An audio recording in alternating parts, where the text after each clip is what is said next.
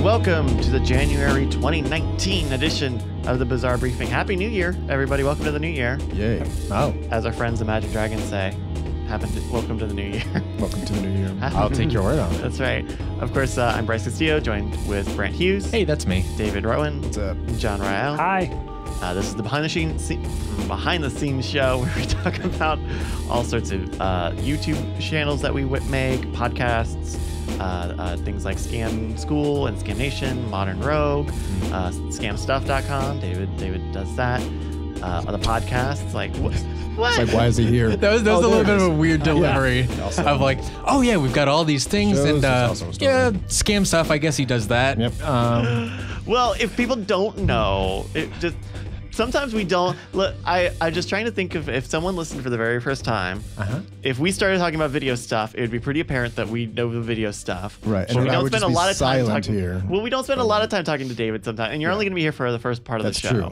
So I wanted to make sure. So it won't people be as know. awkward when I'm just sitting here silent while you're talking about advanced video editing techniques. Okay, well. I'm just like, But great. arguably what he does is like the foundation of this whole little empire we got going on. Thank you, John.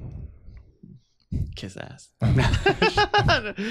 So speaking of the store, which is what scamstuff.com is, David, we're about to have another big event in the store. That's true. Can you tell us a little bit about that? Bryce, you are correct. Oh, goodness. So we activated robot mode. So Scam Stuff is once a year we do something called mystery boxes, which is give us some money and we will make something exclusive just for you. It'll be hand curated, and so it takes forever usually because we have to go. What did this person buy?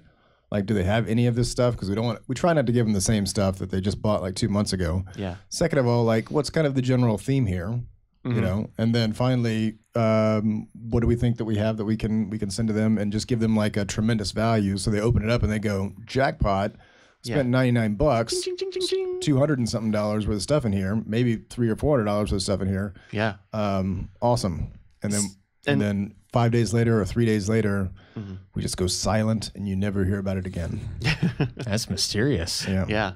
In a box. And so this is we're going to be doing it very soon. This is our third time doing it, our fourth time? Third time. Metric third. Yeah. Okay, sure. Yeah. An imperial customary 2.5. That's right. That's right. I believe so this is the third time it's been technically called mystery. I think there was an early time where there was some sort of misfit items, which is kind of a different thing. We still we do have misfit items that we will then throw in mystery boxes. So we might say they will like all of this stuff. These like 3 items or 5 items or 7 items, whatever we got. It's an odd number of items apparently. Yeah.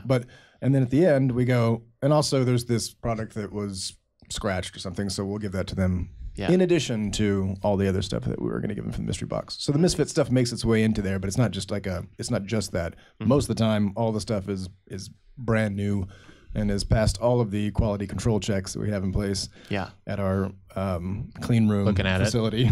That's right.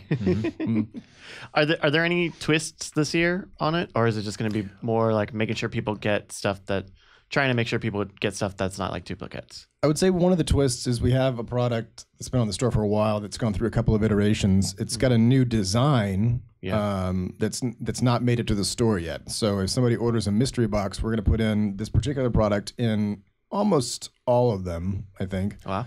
And it'll be just exclusively made available to mystery box buyers in this particular design before anyone else. Wow, that's really cool. Yeah. That's nice. And I was hearing Brian talked about this on After Things yesterday, which you can find at weirdthings.com. That this year, normally with a lot of the product launches, we go and shoot a video, and usually it's been you and Brian, sitting down talking about the stuff, showing it off, using it.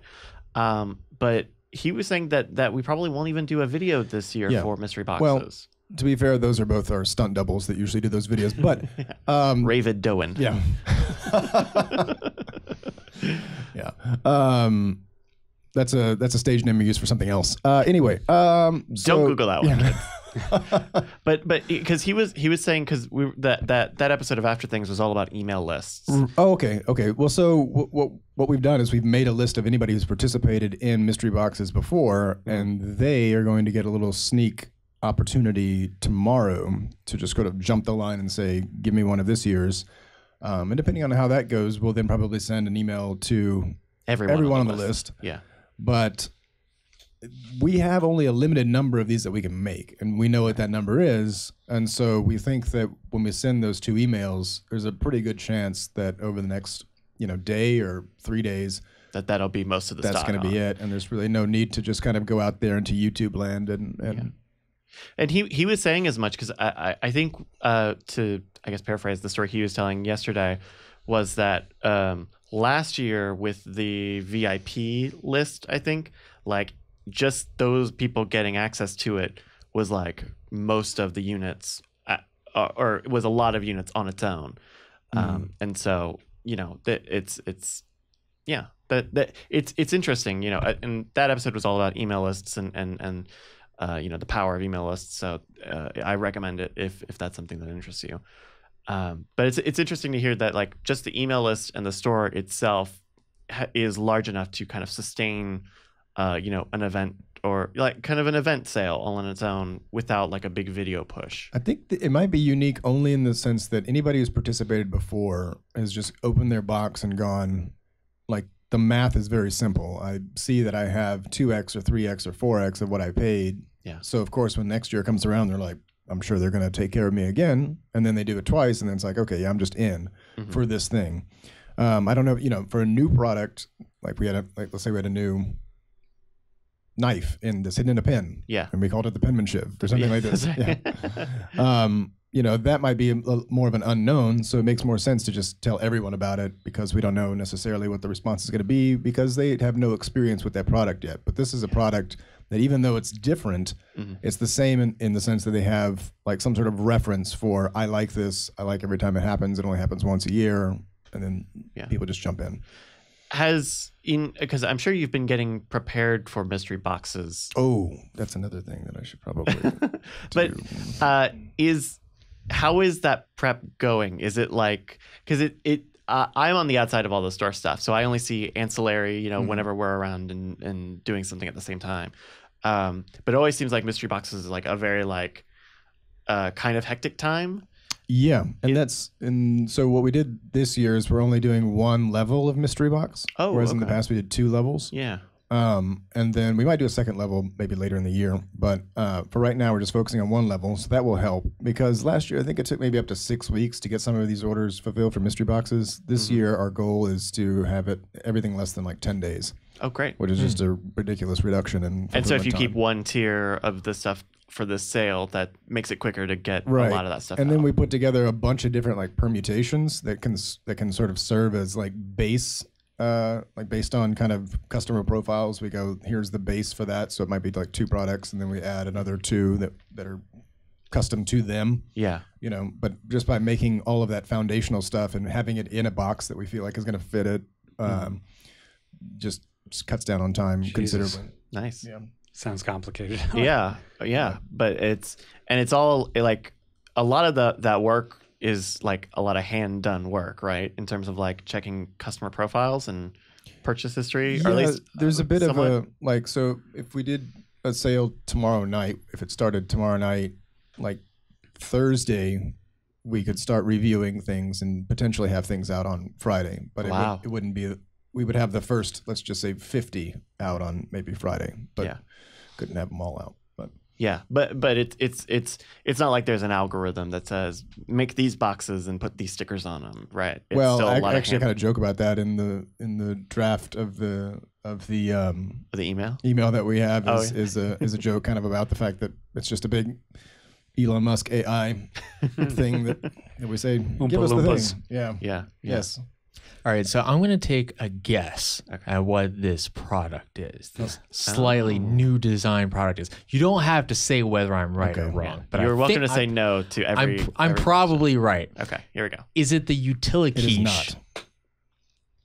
Okay. Think about it. What did you call it? Utiliquiche. The Utiliquiche? Uh-huh. It's a pastry version of the Utiliquiche. Yep. Okay. It's very delicate though. You don't want to, which is why the laser branding on it is so impressive. Think about it. Think about it. The laser Branting on it. That's right. Yeah. Utiliquiche now with laser Branting. Yeah. There it is. Yep. Costs $1,000. It's a great value. Sorry, we spoiled this It's prize. Canadian dollars though, so it's actually a little bit more affordable. Yes, it's slightly more affordable. Well, that's great. And so, today's Tuesday. You're saying that the email will probably go out. You were saying it would probably go out sometime this week, maybe? I think we're planning on sending the one out to anybody who participated in Mystery Boxes tomorrow, and then we'll probably send out the big one on Thursday, and that'll be that. Nice. And then hopefully we can start fulfilling 50 on Friday and another 50 every day after that. Yeah. Until we're So this is mostly tangentially related. I remember the first year that we did the mystery boxes, the mystery jackpots, whatever. I know we had we spent a lot of time trying to figure out the names and the title for the stuff, because loot boxes have like a very specific like connotation, and it is great that we didn't use loot boxes, especially in like say the last month, where I don't know if you guys have seen this like loot box controversy with these YouTubers. No, is there more loot box controversy? Did they just take everybody's money and not give them anything, or? Basically, so it's it's like what's the name of this company? I know Jake Paul and Rice Gum are some of the big YouTubers. Mystery Brand, that's it. And it's like a mixture of like loot boxes, the idea of like buying a blind box and not knowing what you'll get out of it, and sometimes it's over what you paid, and sometimes usually it's a lot less than what you paid. But it also mixes the Counter-Strike skins betting sort of issue that was like a big deal last year. And so you had these YouTubers who were putting videos up of them being like, oh, I'm going to use the site and I'm going to go buy this box, and this box might have a mansion in it. And so I'm going to buy one of these boxes, and I got, some shoes or something. But then there were like definitely like faked transactions going on in there of like, I'm going to, get the Supreme box. I hope I get the good Supreme thing. Oh, I got a really good Supreme thing. Oh, okay. And so it's a mixture of like faking boxes, but also selling essentially like gambling to kids, because their whole thing is like, okay, well, the product you want is worth this much money. You can turn that back into money on our site to spend on another box, or we can give you the item.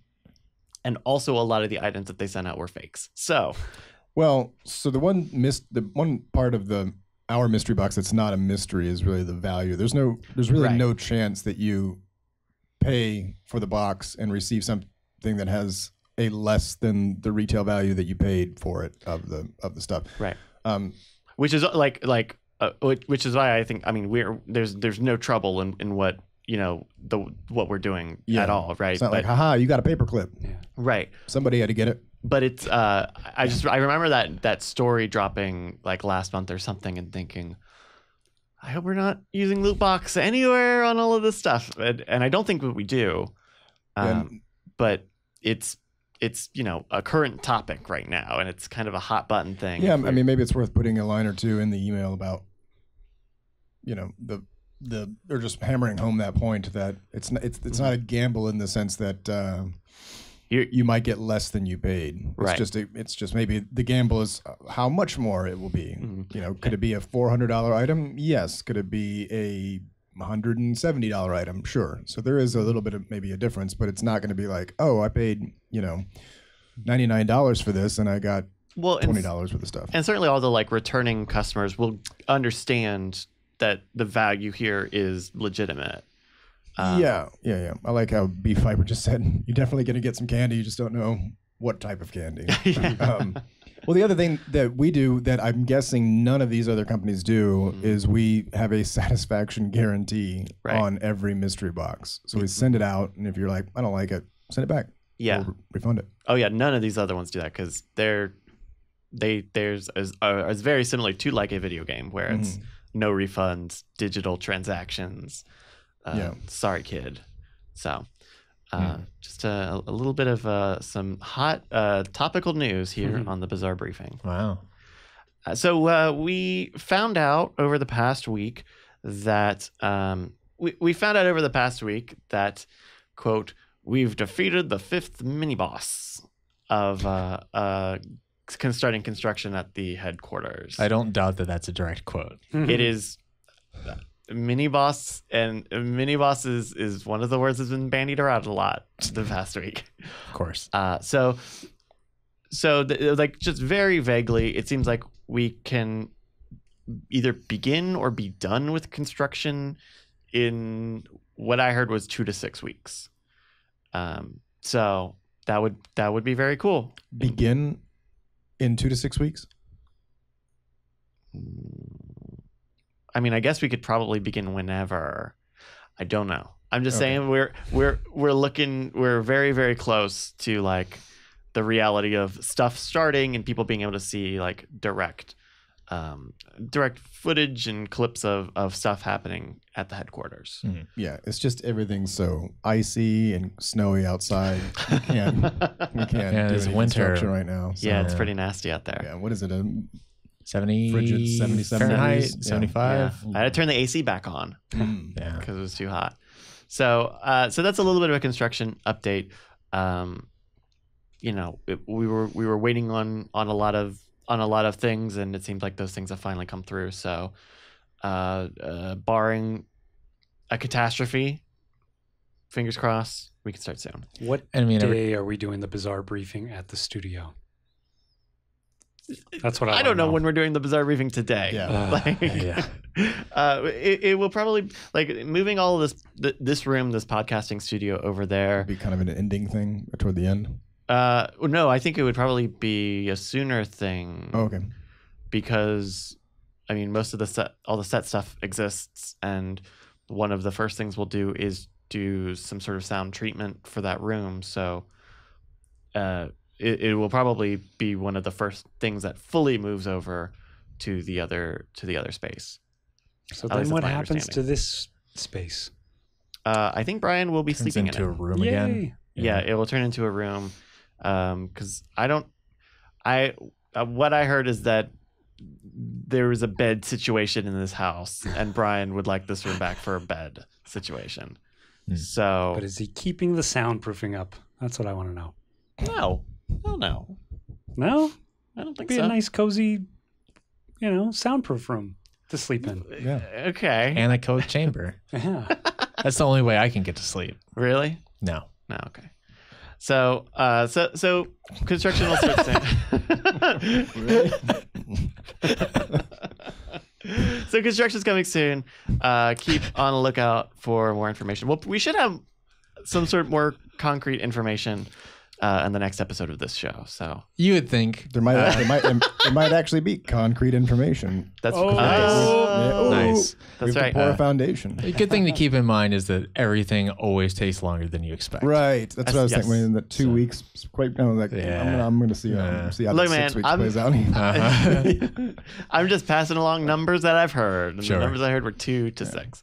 Because I know, like, we are starting planning for South by Southwest, and because that's coming up in like a month, and trying to see what things can take place at the headquarters on that day. Certainly, like, the big event won't happen over there because we probably don't have the means to do a big like 50 to 75 person thing over there, even when this phase of construction is done. But we're trying to see what other things can happen over there. But that's affecting, like, us booking venues and figuring stuff out with our special guests and the music acts and all sorts of stuff. So we'll also have more information about that probably next episode, though it might depend on when that next episode is, because that might be very close to the date. So South by Southwest. Cool. And hold for edit. I'm just going to... Oh, you're going to head out? Yeah. Oh, yeah. It's time for Data to head out. So we'll be right back. Smooth transition. Yeah, this is always the... Oh, good one, David. Always on. Always on. But what about his plugs? They're real. They're real. Well, it's not time for that yet. No, there's more time to go. Fair. So, Brandt. Hey, that's me. I heard from It's a lie. the subtext. Okay. Oh, okay. So, we had a video go up on Modern Rogue on the 18th in the middle of June. Right. About feels like ancient history. 5 secret codes that were hidden in plain sight. Was this an article episode? But really, it's more like 6. Yeah, it was an article video from July or something from forever ago. Right. And it sounds like maybe it was it was a little frustrating for people to not solve your witch's riddle. Well, your witch's brew. I go back and forth on it. So for people who don't know, the article is broken up into 5 different codes, and then they talk about the different codes. But at the beginning of the episode, Brian and Jason are like, "Oh, I think Brandt hid something in this episode," which of course they often do in the hopes that in post-production you will do something fun. I will figure something out. So zero planning goes into that until I'm in the edit. Yeah. And I said, okay, I'll do that. So I hid a challenge in the episode. Okay. And nobody's figured it out yet. Okay. And so how, so there is a means for you to confirm if someone has found it, or are you just waiting for someone to self-report? Well, originally we did a similar thing to last time where we were like, hey, here's your special phrase. And if you say this phrase, then we'll know. Okay. Because that was kind of under the assumption that a couple of people might figure it out before too long. And then it kind of gets mixed in with a bunch of other comments. And then it's one of those things where if you see it and you know, then you know. Okay. Got it. Are they getting close? No. This was a while ago, really. so I would not be surprised if a lot of people dropped off. Yeah, a lot of the activity around it has kind of died down. And there is a victory state, a win state. Yeah. Where once you get there, you'll know that okay, I've finished it, I beat it. Here we are. Sure. And I've seen if anybody wants to get involved, go to the subreddit monorogue.reddit.com. Yeah. And there's a little GIF on that page if you're using new Reddit. I don't know how that works with old Reddit. I doubt it would show up. But that will take you directly to the subreddit where people were talking about it. And there are some people, I really hate that bug on. Yeah. Text. Why is it gray? So that's a new Reddit bug where if you have a dark background on light Reddit, right now it turns the text on a post to be lighter than it should because it's reading a dark background. That's really dumb. Yeah, hopefully they'll get that figured out before too long, but it's super annoying. Maybe this is why everyone stopped, because they can't read this at all. Yeah, maybe. But so there's a little bit of discussion going on here, and the GIF itself is a little bit of a hint. Yeah. And does one place and one code?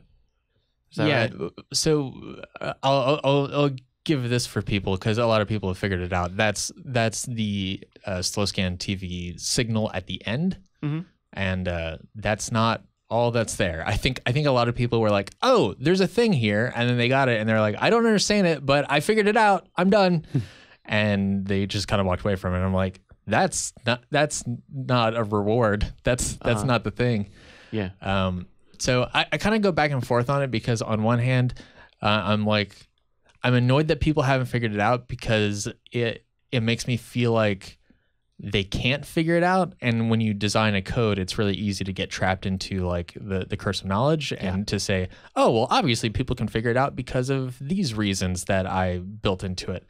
But if people can't figure it out, then it's like maybe you didn't do a good enough job on building the code and giving clues. Yeah. But on the other hand, I kind of really like the idea of this just sitting around for years and nobody figuring it out. So I think there's kind of an allure to both. We should talk off a recording about this thing, because I don't know if you and I have had any discussions about it. I've heard you talking about it, and I keep meaning to want to dissect it with you, because I was doing a lot of the code stuff for Behind the Scan, which was a lot smaller stuff and meant to be sort of one step and pretty moderately solvable. But you know, that all depends on like what your goal is. Like if you want it to be a very difficult puzzle, if you want it to be something that everybody can solve, if you want it to be a thing where, you know, if you just tried for a second, you would solve it. But yeah, we should talk about it about specifics of it. Sure. Yeah. And I think maybe one of the more frustrating things for me is there was such a long tail on people saying, bring back codes. We want codes in videos. People were like so passionate about that. And then I'm like, okay, here's a code. And then you get like 5 people who are kind of into it for a day or two, and then it just kind of dies off. And I'm like, where were all the people who wanted codes? Like, here's a challenging code. It's a different kind of experience. Yeah. But it's also worth noting that all the code stuff was on the Scam School channel. Sure. Although we did get tons of requests on like the Modern Rogue subreddit, for instance, or Modern Rogue videos, because there were occasional code things with like the subliminal messaging video and the there was another one that did it. But yeah, and I know the codes that we did on Scam School, we were very upfront of like, hey, they're codes, right? And that was like a habitual part of those videos. So it's been like a year since we've done one of those. So you know I would not be surprised if people were not aware that there was some sort of thing on here. But yeah, I mean, maybe someone will. Do you think anybody? Okay, if I gave you the over under at July 1st, 2019, do you think people will solve it before or after then? So 5 months from now. Yes or no? I think if anybody wants to solve it, they could definitely solve it before then. Yeah. But if it just kind of goes into the background, fades into the background, and people just focus on the new videos, then it'll last longer than that. Because if we're just strictly relying on the trickle of people who watch old videos who just come across it from suggested, then I don't think it'll be solved before then, unless that video gets pushed into circulation by the algorithm, which happens every now and then, where like an old video will get a big bump. Right. Then maybe there might be a big enough influx of viewers to make that possible. So I think it kind of just depends on that stuff. I could see it going either way. But if anybody's like motivated, they'll definitely figure it out before then. Awesome. And I also think it's the kind of thing where it's like getting started is the hardest part. Because once you kind of understand the mechanics of the challenge or the puzzle or whatever, then the rest kind of flows a bit easier. Yeah. So. Yeah, it's really it can be tough to, you know, short of like directly telling people, you know, either that there's something there or that you have to discover a specific thing. You know, it's that initial leap can be really difficult for people. You know. And it requires finesse to like really I don't know, or you have to be very intentional about how easy you want it to be or not. So right. I guess we'll just keep an eye out if people solve it. Hey, if you solve it, let us know. Yeah. Literally post it anywhere. And also like really selfishly, I really love doing the dissection video after the fact where I'm like, okay, here's all the sneaky stuff I put in here. And then everybody goes, whoa, that's so cool. Because then like everybody who goes, oh, I would love to figure it out, I'm just not good at this kind of thing, or I just don't have time to figure it out, then they could at least be in on the fun and they can appreciate the work that goes into it. Yeah. Are you planning on doing one? Like, because you did that for backmasking too, right? Right. Yeah. I'll probably do one once somebody figures it out. Ah, okay. Speaking of you making videos, transition, you really stepped up the game on explainer segments on Modern Rogue. Yeah. Can you tell us a little bit about that? Sure.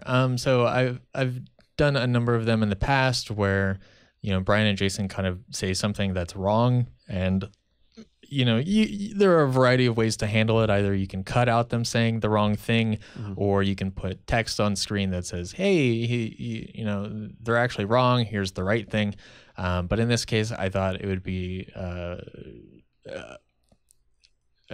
appropriate to kind of just record some video of me in the same location, and just vocally explain what's going on.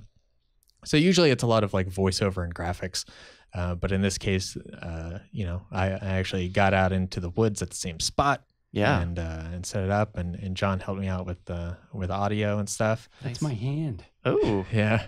Well, and I have to say, it's the long take that you do of explaining. You mentioned this was kind of cut up into 2 takes, but these are 2 good long takes that you've got here. Like you did a good. How many takes did it take for you to kind of nail it? 4 or 5. Wow. Yeah, I think we might have done 5 or 6, and those are like 5 or 6 full takes all the way through, and then just picking the best one of those. Yeah. Dude, Dude, that's great. Yeah, the first pass edit of that episode is up, which includes all of my takes and everything. And you could definitely see like the different approaches that I have from somebody like Brian or Jason, because I mean all of my stuff was mostly scripted out. Yeah. And it kind of has to be if you're doing a correction, because you got to know what you're saying. Yeah, you have to know exactly what you're saying, and you can't really screw that up, or else they're gonna really take you to task in the comments. Then we have to cut to Bryce explaining how you got it wrong. That's right. Some people did say they kind of wish that there was another cut when I was like, I don't know how people make sparks, and they were like, okay, so here's how people make sparks.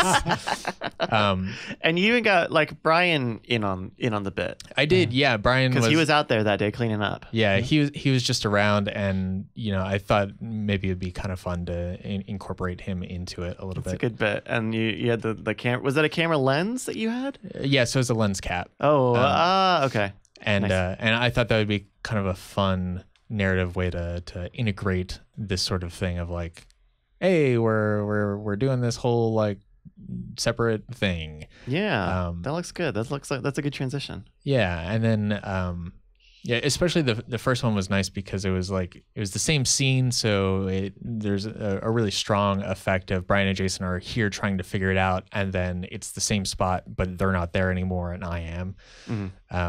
Originally, I was going to do a thing because I was going to record it the night before when I thought of the idea. Yeah. And I was going to do I was going to shoot it at night and light me up, and then do a Lumamat on the background, so that way it would basically act as a green screen with the background. And then I would walk into frame, and then the background would fade in to black. But then I didn't want to drive over at midnight or whatever. So I was like, I'll figure out a way to do it during the day. And then the lens cap idea came to me. And I think it came together pretty well. Yeah. I think all of these starting fire videos came out pretty nice, and they all seemed pretty short. How was it? Because you knocked those 3 out. That was the Wednesday, Thursday, Friday thing, right? Right, yeah. How was that editing? It was all right. The first one took a really long time because there was no cold open, so I had to basically redesign the title card, right? Or the title sequence, because the old title sequence was designed with a cold open in mind. So I wanted to do something a little bit different, and so it took a while to kind of figure that out. Also, I taught myself how to use my Machine Mark III, which I've had for like a year. So for people who don't know, it's used for cutting up samples and playing beats and sequencing out sounds and stuff like that. Yeah. And I've had it for forever, and I've always meant to figure out how it works, but I just never had the time to or whatever. And so this is nice. Yeah, it's great. Wow.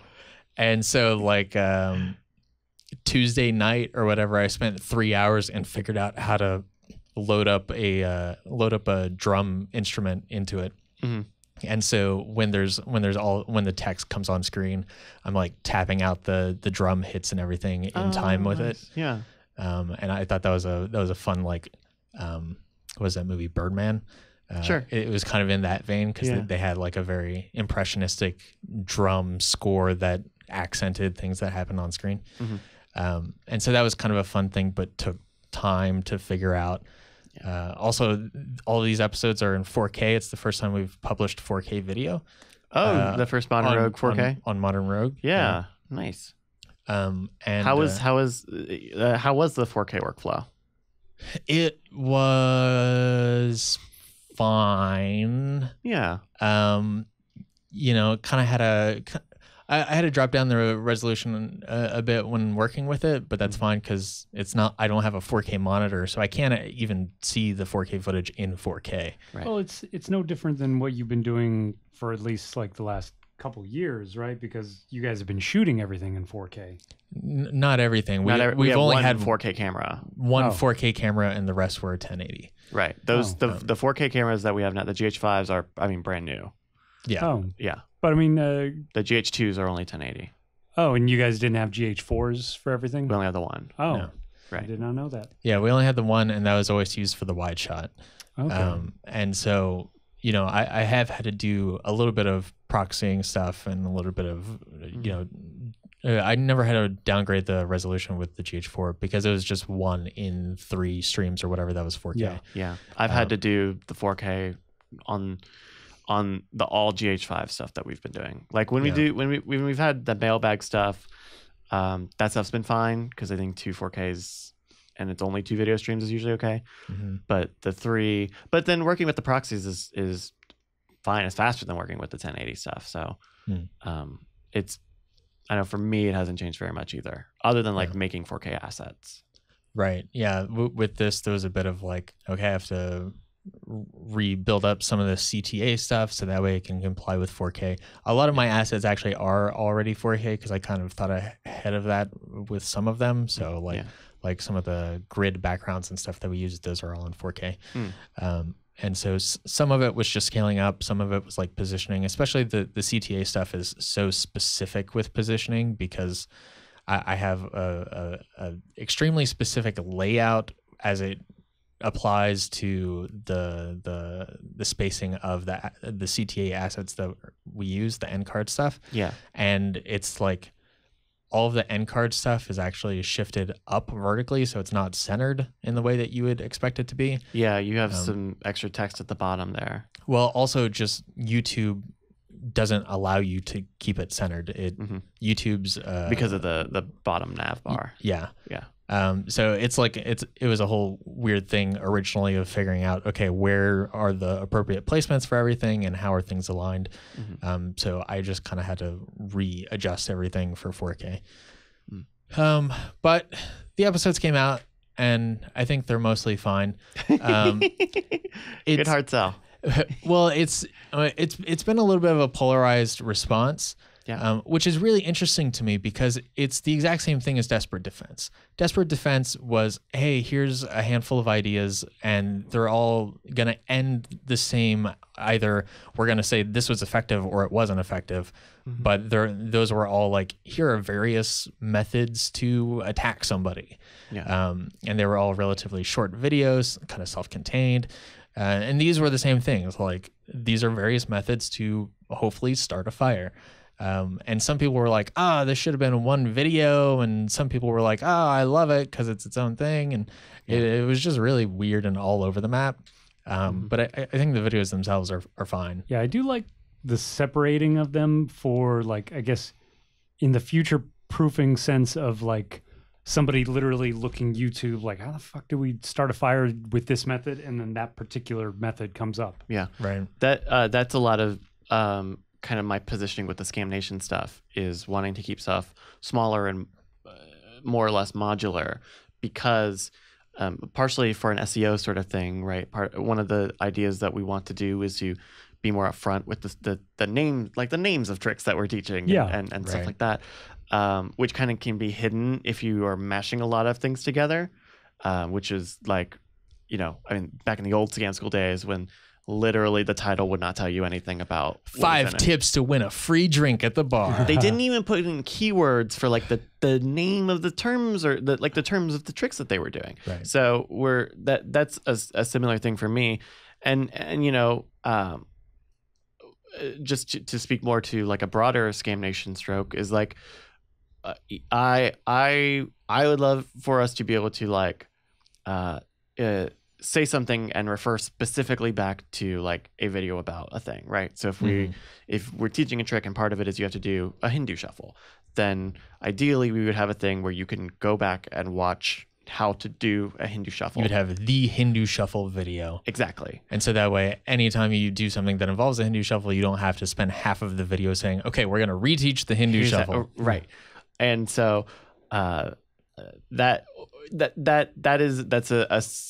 some of my mindset when we go into like programming for the Scam Nation thing, because I could see, all of these starting fire videos, I could see them all together in one thing. I mean, I think they were originally planned out to be one thing, but shooting them was just kind of all over the place. Or I think like right before we started shooting, they decided to split them up into different things. Yeah, I think early on it might have gone either way, but then day of we decided to do them split up. Yeah, and I think in general we're better for having them split up.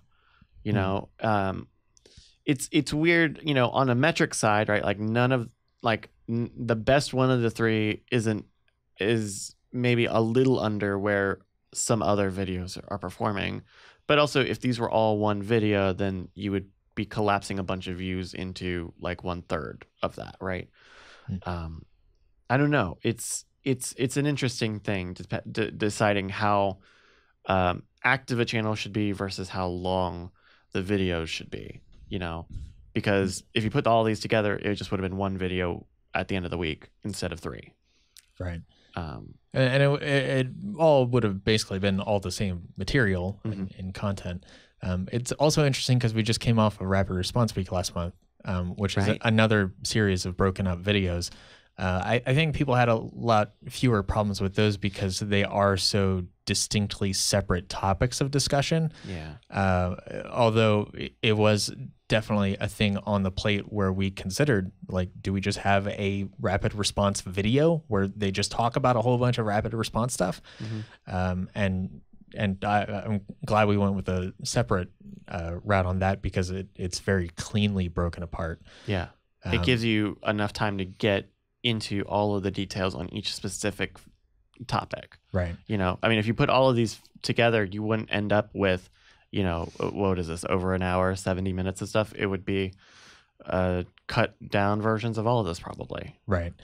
And also I think part of the problem lies in the fact that, not the fact that this is what we're doing, but in that I don't think any of us, particularly Brian and Jason, have completely nailed down exactly what the structure of a video like that is. So like the rapid response one, I think each one of those videos follows mostly the structure of a regular monologue video. Yeah. Whereas these fire starting videos kind of were a bit more simple and basic because they didn't have the research to talk about the science going on there. And the demonstration is so simple. It's just like, okay, let's hold a magnifying glass here until the fire starts. Right. And then it's like, okay, well, what do you have to add after that? Like not a whole lot. So I think the fact that those ideas were so simple and that they didn't have as much room to riff and they didn't have as much room to learn more lessons out of it. I think that's more what people are responding to, rather than the idea necessarily of splitting them apart. Yeah. So while we're on the topic of talking about videos, John, we talked a little bit last week about you doing some editing stuff for Scam Nation. Yeah. How's your feeling on that? I feel okay. Yeah. Yeah. You pointed me to what would be like good templates to look at. Like previous builds that you've done, so I can look at it and break down and because my goal in this is not only to start helping you edit stuff, but to also build a style guide for Scam Nation. Yeah, and that one is still something that's very much under construction because it's still very much in flux. Whereas like I don't know if have we shared the style guide for Modern Rogue with you? Because that is kind of growing by leaps and bounds. Like Brandt finally got in on it, and we've it's a pretty impressive beast now, wouldn't you say? It's getting there. Okay, yeah. That's very high praise from Brandt. $1 million is a lot of money, right, Brandt? It's depends on who you ask. But also, like, I assume similar to Scam Nation right now, like Modern Rogue is a very experimental show.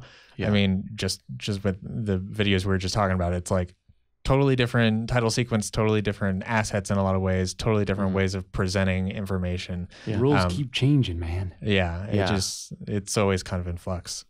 Yeah, like, and Scam Nation, you know, at least with Modern Rogue, there are, you know, what, a couple years now under your belt of just like handling different scenarios in different ways, or at least looking and saying, okay, well, this is how we handled something in the past, where, you know, intentionally with Scam Nation, we're trying to make different types of videos. But I also think that we are approaching it, or at least I'm trying to approach it with some specific abstract thoughts, right? Like, I'd like the videos to be shorter. We would like, you know, I stuff to be more modular, trying to feel, I don't know, a cleanness in terms of graphics, not, you know, not overdoing it with a lot of like, this is, I don't have a better word for this, but like decoration, right? Like, I think the work, I think you do a lot of look is really, quite austere. it's clean, or it's stripped down, right? Like from a technical and logistical side to like a viewership side, it is maybe a little bare, even because I know before I had made any of the graphics for Scam Nation, I was still trying to figure out if what our motif should be, or if we should have a motif. And because with Scam School, you know, especially when it started, it was very much like composition notebooks and paper and a very like grade school type of motif, right? It works into that format and that concept, where here I would rather like not even weigh the videos down with trying to have a motif and trying to focus more on like if Wikipedia was making videos, like you wouldn't have like this big like skeuomorphism of like a big book opening and pages Compass. turning. Yeah, right. It would probably just be like a little bug in the corner and kind of getting on to, you know, presenting it as is. So you know, those are some broad tenets of the way we're approaching stuff. But you know, there are plenty of scenarios and ideas for things that we're trying to, that, you know, are coming down the pipe that we don't have. Yeah, like we're you know, trying prior. to. Also, another thing I'm on is should have added this to the list, but the whole like social media Instagram thing, like that build I sent you the last, you know, couple days of like breaking down episodes into pictures and silent videos, you know, and and all of like that stuff is definitely an experiment. Like Brandt, I know, has been doing some social media stuff for Modern Rogue. I've been trying to make, you know, materials for social media when I'm wrapping up my cuts. But and if anybody out there is watching, please subscribe or follow. I don't know how it works with Instagram, the Scam Nation and Modern Rogue. Scam Nation Show and Modern Rogue Show. Scam Nation Show and Modern Rogue Show at Instagram. Because once we hit 10,000 subscribers of each, we can upload full-length episodes onto IGTV, which is a thing that exists. And as much as I hate it, it is growing like crazy. And also, maybe more importantly, at least in my eyes, once you hit 10,000 followers, then you can actually link externally. Oh, nice. Oh, snap. Oh, I didn't know that. So, like, if you were like, hey, we got a new episode up, you could do like a quick story post for 15 seconds, and then it's like Have swipe up to actually go to the thing. Nice. Which otherwise you cannot do. Right. Yeah, like all like, I think social media is an avenue we're all kind of trying to make sure we at least have some foot in the door, you know, going forward. Like, you know, I mean, ideally, right, on all of these things, they would be treated kind of in the way that like the Modern Rogue website is, in terms of like having something every day, having something even if it's not from us, but something tangentially related, or something that, you know, that specific community. There was a good video from the Adobe Spark team. Veronica Belmont is now like a product manager at Adobe Spark. So she was like one of the 2 women giving this talk, and it was talking about Adobe Spark, and so it was very like product focused. But they were talking about like, you know, if you're a business, right, and you're trying to sell your services online or promote your services online, right, like you should they had a ratio of like, here's how many things a week should be like directly about your business, here how many things a week should be directly about, you know, your specific niche and segment of the world, right? Like if you're yoga, here are some, you should have this many things about yoga, even if it's not about you. And then this many that are tangentially related or things that the people in your community enjoy. Trying to be, it's very similar to the Reddit rules of like self-promotion, where they really want you to be part of a community before you start promoting yourself. And it's just that transplanted to any other social media network of like you can't do an ad every single day.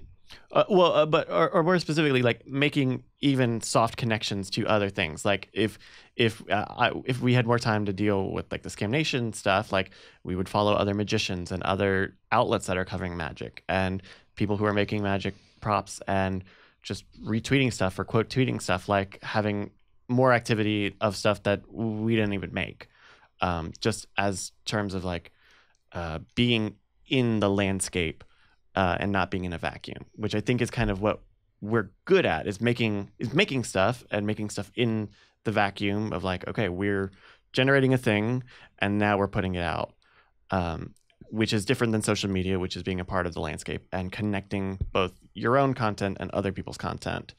Yeah, and there's a lot more, I guess, license to just throw things out there. Yeah, you yeah, know? for sure. You should check out. I do think it's worth checking out the Adobe Spark thing. Their tool is kind of neat. It's like a web-based tool just for making social media posts. And granted, like, you know, we make videos here, so we at least have a lot of video content. But it's like, you know, upload your logo, set up all your branding stuff, and they make different types of posts and they format them for all the different places. I am barely familiar with Adobe Spark, but is there a specific video that you were referring to? Let me see. Adobe Spark, probably 2019. It was, I think, part of Adobe Max is what their I think their conference is called. You know, let me see. Adobe Spark, Veronica Belmont might find it. Yeah, your secret weapon for designing social media content with Veronica Belmont. So they have a whole talk here and they walk you through. Yeah, all the stuff. I will check that out because like my I'm dating my girlfriend. She's a marketing director, and she keeps trying to force Adobe Spark on me, and I think she's right. I should look into it. And I mean, I know that we can always, like, all three of us could probably make a better graphic than anything Adobe Spark can make, but also it makes stuff very fast. And so if you're trying to like, hey, I have a quote here that I'm going to try to tweet out, you could just put it into this and it would make a graphic and a JPEG and it would look fine. So I don't know, something to I think be nice to look into. But yeah, so we're gonna have you start working on some of the smaller Scam Nation stuff.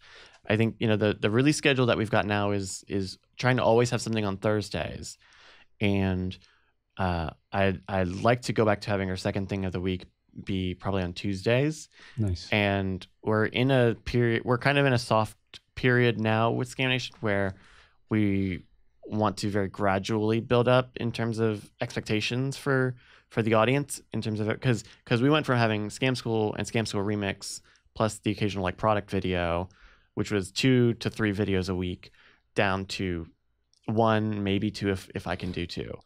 And so I'd like us to get back to at least 2 a week, but that means you know, unlike Remix, which kind of didn't need too much, you know, original shooting, you guys would just do the Brandt would just do the rappers, where that kind of has to be that has to all be original content or quote unquote original content. It has to be something that we go and shoot almost the entirety of. And there are ways that we can do easy stuff like that. I mean, we've done the mailbags, which I think are good. And I think if we keep getting good questions, that could be a regular thing. But equally, I don't want to say Tuesdays is mailbags, Right. Where I am kind of feeling very much like the giant bomb model of like, okay, we have a thing on Thursdays. That's a thing, and it generally looks like this. And then we can have other types of things in surrounding that nucleus, whether it's mailbags, whether it's some sort of community thing, whether it's a trick, a short trick, or something basic like teaching the Hindu shuffle, or Hindu force, because what we're trying to get is more activity on that channel, or at least that's our hypothesis of kind of getting that channel a little more active and a little more viewed. Yeah. So I'm excited. I'm excited to kind of start working with you, John, on that stuff. I think, it's designed to kind of be a pretty simple, straightforward edit. So yeah, hopefully some of those can come out relatively soon. So nice. Keep an eye on that. Speaking of Scam Nation, we did a shoot last week, and it was our first like big shoot for Scam Nation, I feel like. Right. Yeah. What did we do last week? First time getting everybody out. Yeah, we went to the Wizard Academy. Oh, that shoot. Yeah, Yes. and we shot like 7 videos, 6 of them for us, of different Scam Nation type videos, with Rex and Daniel from the Whiskey Tribe. Y'all, okay. This is not a burn. I was looking at white Rex and phosphorus burn. We'll get to that. Hold on, we will get to that. Rex and Daniel are very much kind of ingrained in this Wizard Academy, which is like a campus of a bunch of different types of enterprises, basically. And so like the 2 of them are working on the bar that we were shooting at, which is tied very closely into the Whiskey Tribe. But the Whiskey Tribe also has the Whiskey Vault. But I don't know. I was looking for their URL, what URLs I should give them, and there are like 8 different incredibly valid things that they should have been under. I think which we went with the Whiskey Tribe and the Whiskey Vault YouTube, but it was like, oh well, they have the Whiskey Tribe, but the Whiskey Vault is the name of the room, but it's also like their scam stuff, like second channel, but then the bar has a webpage and the Whiskey Sommelier course has a thing. So, but they were great. That we had this video, the Match Gag Mania, but it also has the name of the tricks that are in it. Yeah. And this was fun. It was definitely like 3 older scam school effects. The Kung Fu Match, the Human Chimney, and the Jack-o'-lantern. The Human Chimney and the Jack-o'-lantern, which get bandied about just kind of all the time, right?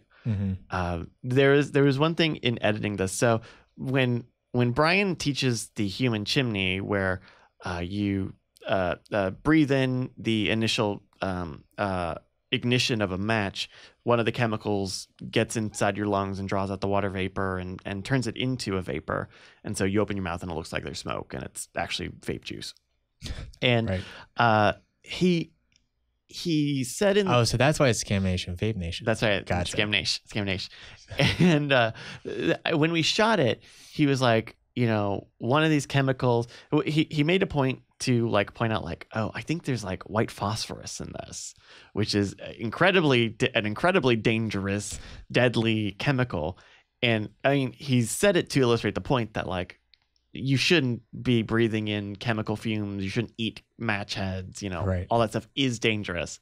But I wasn't sure whether I would cut that or leave it in, and because I went to look it up, and it's like a subheading on the matches Wikipedia page. Like, it's so important, white phosphorus, that it is like a historical turning point in the production of matches, being that about 100 years ago, everyone outlawed using white phosphorus in match heads.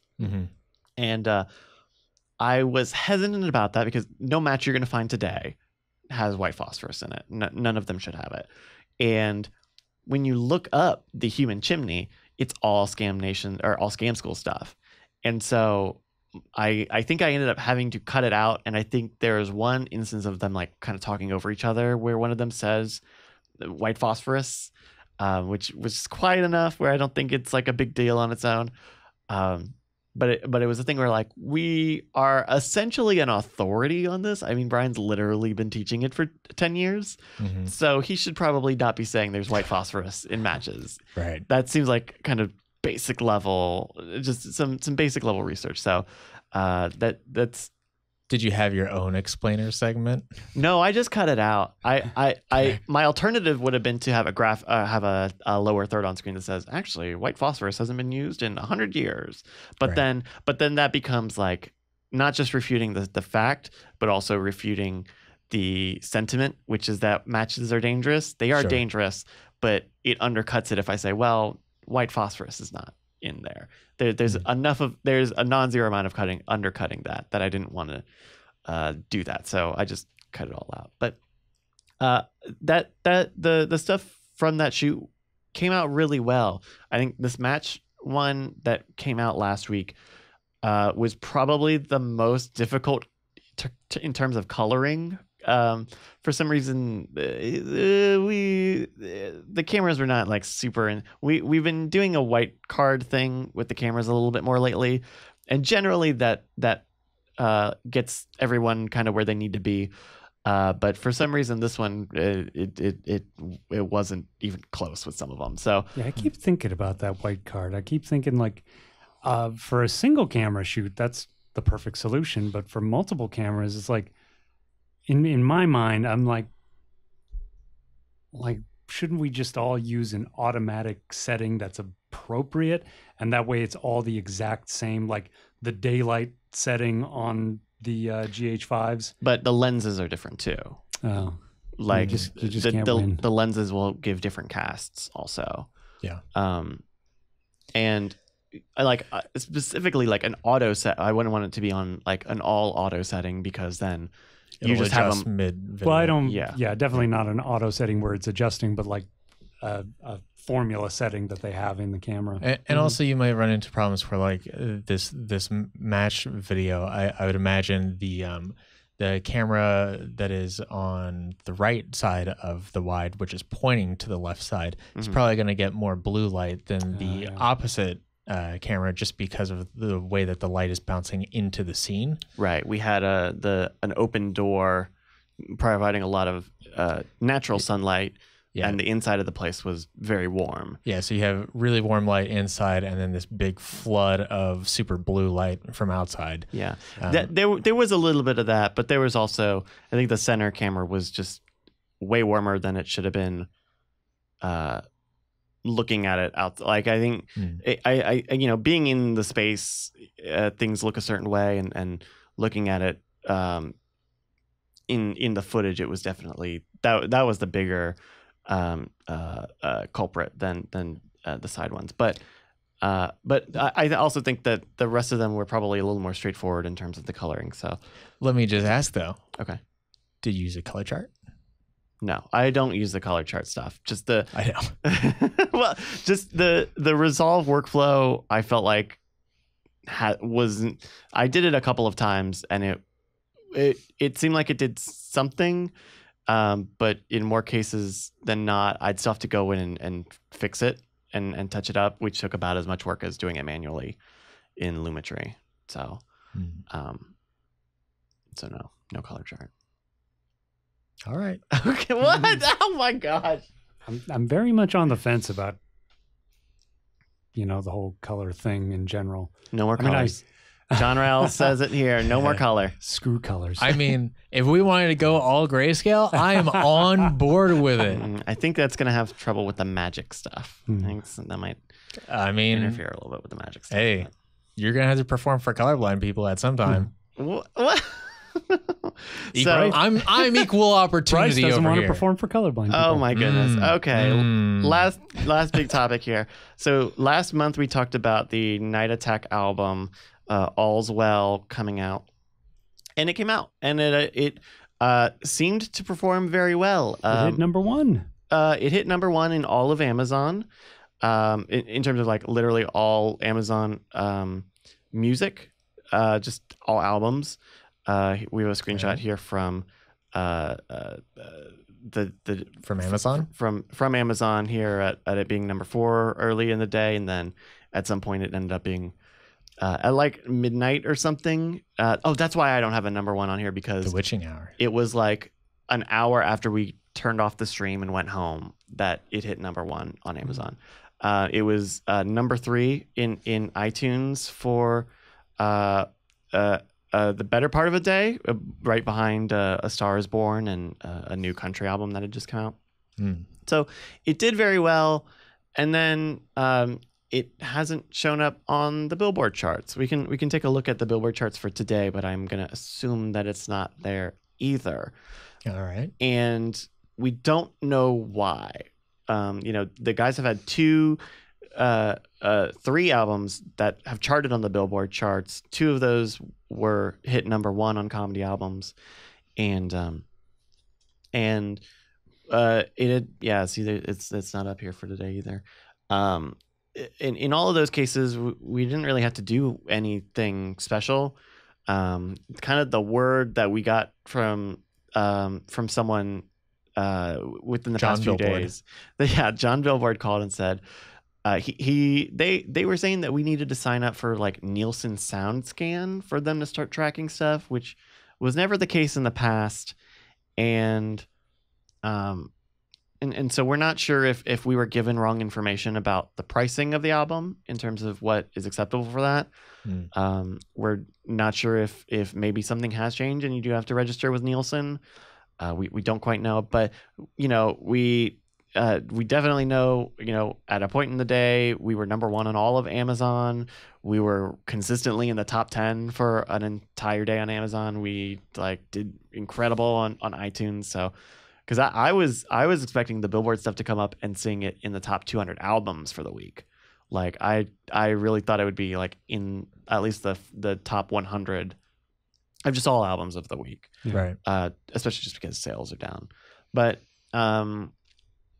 we're still kind of figuring that out and seeing what the deal is, and whether we should relist it or try to resell it at a different, make a special Billboard edition or something.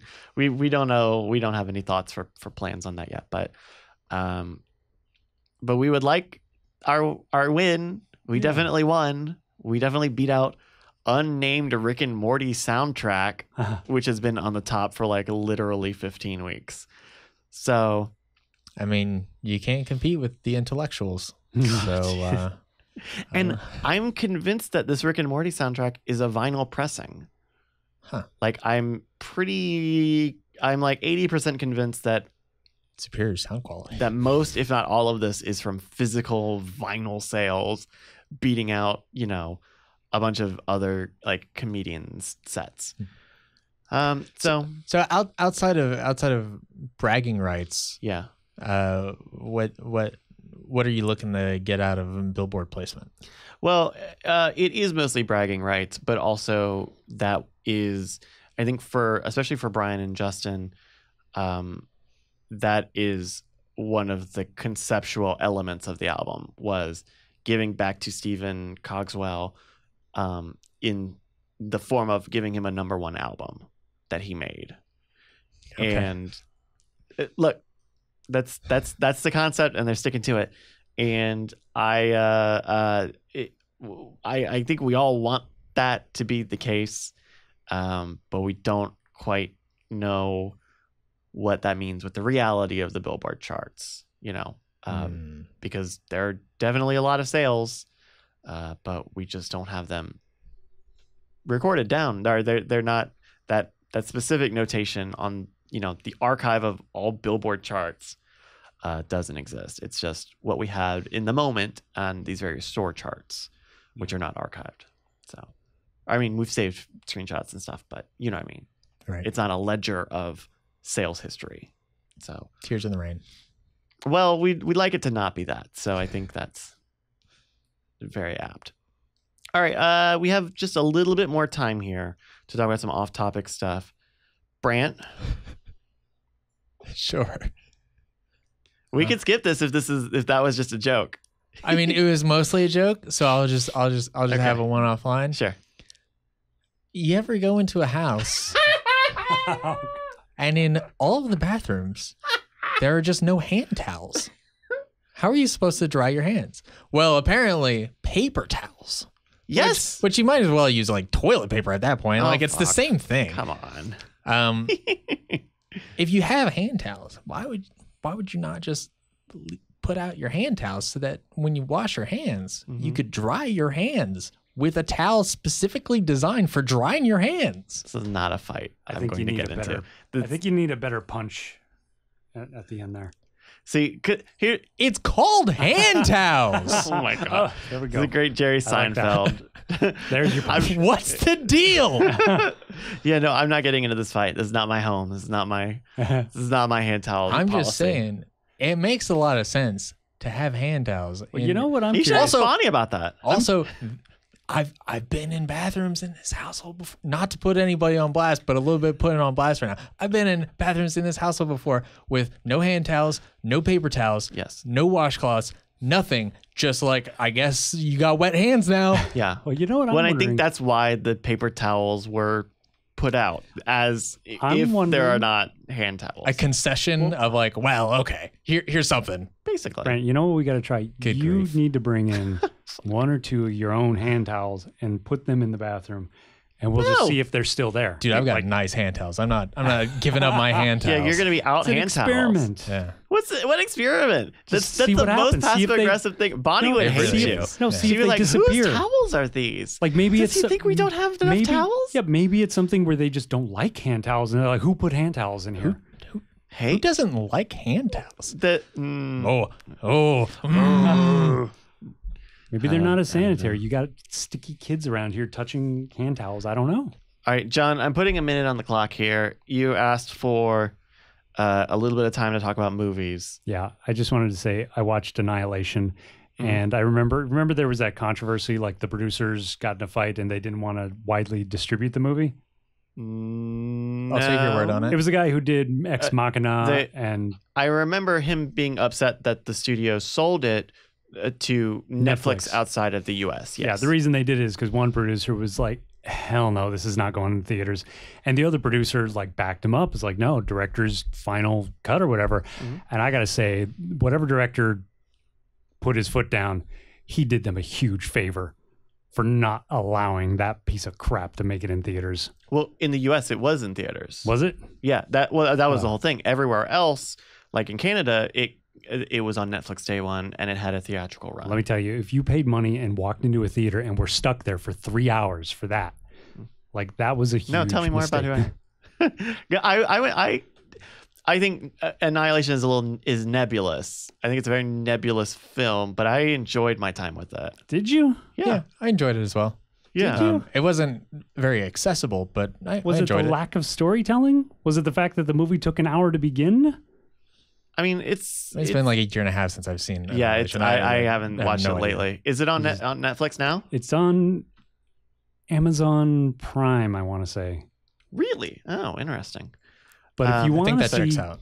Yeah. but positive note, if you want to see something that is esoteric and like seemingly obtuse, that actually pays off, I would say catch The Signal, which is The the Signal. worst name for a sci-fi movie ever. I think I've seen this signal. Does it start off with hackery stuff? Yeah. Okay. Yeah. I saw the signal like right before one of our trips somewhere, because I remember talking to Brian about it at an airport. And it's a movie that you're like the first 20 minutes, you're like, oh God, this is going nowhere fast. But then after a little bit, it gives you not only a payoff in the end, but like 30, 40 minutes in, it's like, oh, there's some treats for us. There's some storytelling. There are things that happen.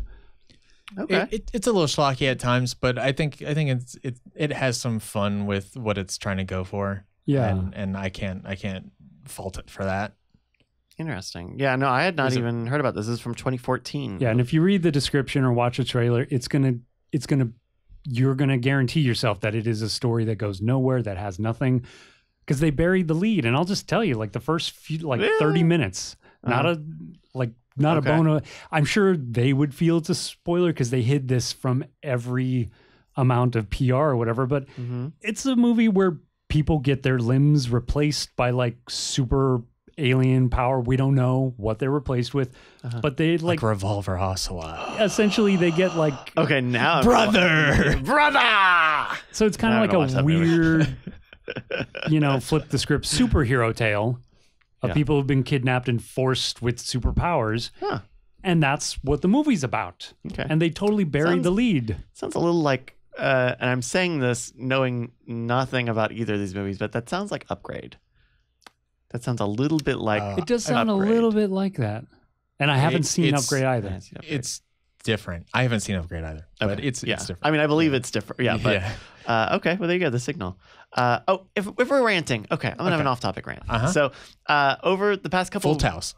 over the past couple of weeks, so I have a Switch, and I got they've got emulators and stuff for the Switch, and so I've been going back and playing some old PlayStation 1 games, and I finished up the other night Final Fantasy VIII, and I think that there are so many good things about Final Fantasy VIII that it's a real shame that the last 70% of that game is really bad. The last 70? Yeah, like I think the first disc is like a masterpiece, and I think 2, 3, and 4 are like super rushed, lack world building. They gloss over like really cool shit I would love to learn a lot about, all to kind of just push you and rush you into saving the people and saving the world. That it's a real shame. I mean, there are plot threads you can tell that they were starting and then get sidetracked. Like I don't think it's not outlandish to say, okay, well, this story started being about war and politicking and turned into humanity trying to rally together and save the world. I think that's not an uncommon trope or an uncommon way to structure a thing. But there are significant portions of that game that are like, hey, kid, I know you grew up in a school that was dedicated to making people mercenaries, but have you ever thought about violence being bad? And you can be like, you answer either yes or no, and it's like, you thought about it, huh? You would answer that way, would answer that way, yeah. Like literally, the people in that town stop talking to you. Like it's like you almost explored something. Like there's a bit at the end where he's like, well, hey, you know what? Sometimes you need force, whatever. But it's like lots of like big dropped threads. You kind of stop losing.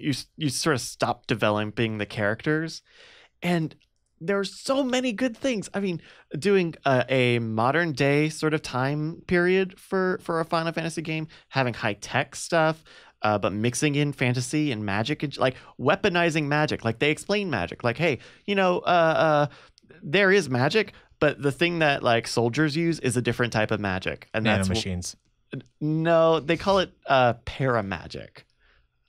I don't remember why, but it's like it's kind of magic-y. They have the junctioning system, which I think is really complicated, but I like it. They have like a ton of CG, like a ton of pre-rendered video stuff. They have a limited party. There are only like 6 characters in that game. Like it's not like here's fucking 12 people you have to go back and forth between. It's like, no, here are the characters, and we're focusing on them, and the bad parts of that game, like everything on paper is really good, but it's just for a 30-hour game, I would have thought more of that time would have been spent on good world building or development in the world or character development, and kind of all of that gets pushed aside after the first disc. I think I told you I tried to play a Final Fantasy game once, and after the first hour, they were about ready to start letting me train to fight to learn how to begin my journey, and I'm like, I'm out. What was the Final Fantasy game where they introduced the sport thing that was like in the dome or whatever? Blitzball. That's Final Fantasy X. Okay, that's the only Final Fantasy I've played, and I only played it on a demo disc. So Final Fantasy X is a good game. The Blitzball stuff is weird, for sure. I mean, I think the card game in Final Fantasy VIII I think is incredible. I definitely spent way more time doing that than I should have. Okay, if I insisted on playing a Final Fantasy game, what should I play? Ooh, how much time do you have? I Let's mean, pretend- seriously, like, are we let's- saying 10 hours or 30 hours? under 30? Under Doesn't 30? have to be. It could be more than 10. I would probably say I would maybe say Final Fantasy X or Final Fantasy VII. Though I think I have not played Final Fantasy IX, but I watched the GDQ speedrun, which made me want to play Final Fantasy IX. And that game seems like it definitely has like actual story shit in it. So I would say that's also probably a really good. Final Fantasy IX is especially nice because it's the last one that they did on the PlayStation 1. And so they really had like a handle on like how to make those games and how to do cool stuff with them. Yeah. It is cool seeing like the final games of a specific system. Mm-hmm. It's like Kirby's Dream Land on the original NES. Oh, yeah. Like that was the most they could possibly do with 8 bits. Yeah.